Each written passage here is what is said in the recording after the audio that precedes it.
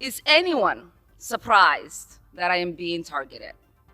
Is anyone surprised that I am somehow deemed unworthy to speak about American foreign policy? Or that they see me as a powerful voice that needs to be silenced? Frankly, it is expected, because when you push power, power pushes back. And to use that logic, well, then all those people should have just said sorry and we'd move on, right? But no, we don't do that.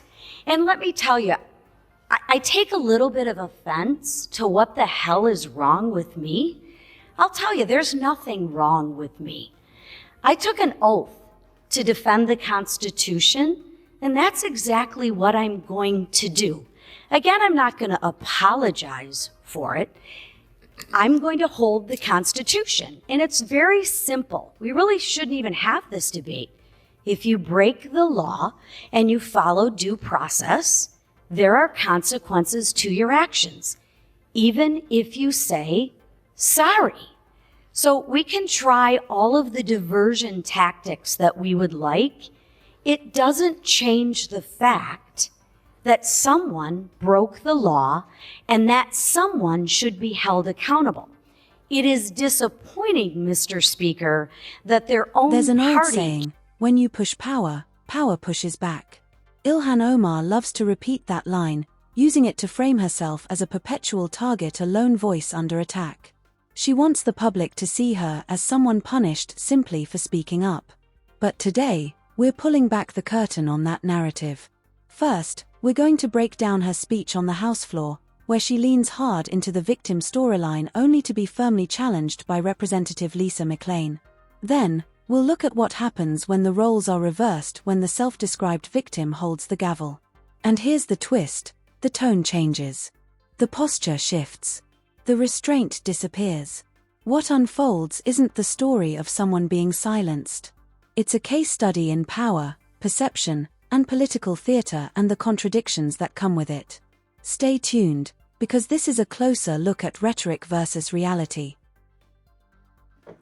Thank you all for being here, and thank you for your testimonies. Mr. Adams, in 1991, you pleaded guilty to 2 counts of withholding information from Congress regarding your involvement in the Iran-Contra affair, for which you were later pardoned by President George H.W. Bush. I fail to understand why members of this committee or the American people should find any testimony that you give today to be truthful. If I can respond to that. It wasn't a question. On February, that was not a question. That was I reserve the right to my time. It is not right. That was not a question. Committee can attack on February 8th, who is not permitted to reply. That was not a question. Thank you for your participation. On February 8th, 1982, you testified before the Senate Foreign Relations Committee about U.S. policy in El Salvador. In that hearing, you dismissed as communist propaganda report about the massacre of El Mozote, in which more than 800 civilians, including children as young as 2 years old, were brutally murdered by U.S. trained troops. During that massacre, some of those troops bragged about raping a 12-year-old girl before they killed them. Girls before they killed them. You later said that the U.S. policy in El Salvador was a fabulous achievement. Yes or no, do you still think so? From the day that President Duarte was elected in a free election to this day, El Salvador has been a democracy. That's a fabulous achievement. Yes or no, do you think that massacre was a fabulous achievement that happened under our watch? That is a ridiculous question, and yes or no? No. I will Chairman, take that as a yes. I am not going to respond to that kind of personal attack, which is not a question. Yes or no, would you support an armed faction within Venezuela that engages in war crimes, crimes against humanity, or genocide, if you believe they were serving U.S. interests, as you did in Guatemala, El Salvador, and Nicaragua? I am not going to respond to that question. I'm sorry. I don't think this entire line of questioning is meant to be real questions, and so I will not reply. Whether under your watch, a genocide will take place, and you will look the other way because American interests were being upheld, is a fair question, because the American people want to know that anytime we engage a country, that we think about what our actions could be and how we believe our values are being furthered. That is my question. Will you make sure that human rights are not violated and that we uphold international and human rights?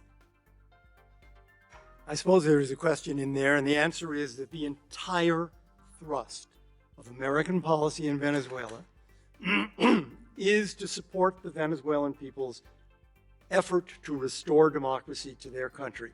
That's our policy. I don't think anybody disputes that. The question I had for you is that does the interest of the United States include protecting human rights and include protecting people against genocide? Did you catch that opening line? Is anyone surprised that I am being targeted? Congresswoman, no, people aren't surprised. But it's not because you're some unstoppable force being persecuted. It's because your record comes with a long list of controversies that you've never fully addressed. On the House floor, she leans into the martyr narrative, voice trembling, promising she'll only grow louder and stronger. It's a familiar move. Instead of confronting the reasons she was removed from the committee, her past rhetoric, the accusations of anti-Semitic tropes, the repeated political firestorms, she reframes the whole situation as identity-based persecution. The focus shifts from conduct to victimhood. And that's why Representative Lisa McClain's response hit so hard. It cut through the theatrics and brought the conversation back to accountability. No drama. No pearl clutching. Just a blunt counterpoint. Now here's where it gets interesting. Remember the image we just saw, the lawmaker lamenting being silenced? Watch what happens when she's the one holding authority. During her exchange with Elliott Abrams, the tone changes immediately. She opens by revisiting his 1991 plea deal connected to Iran-Contra, a matter for which he was later pardoned by President George H.W. Bush. Before he can even fully respond, the framing is already set. The past is presented in a way that casts a shadow over everything that follows. And when Abrams attempts to answer, "That was not a question. I reserve my time," that line says a lot.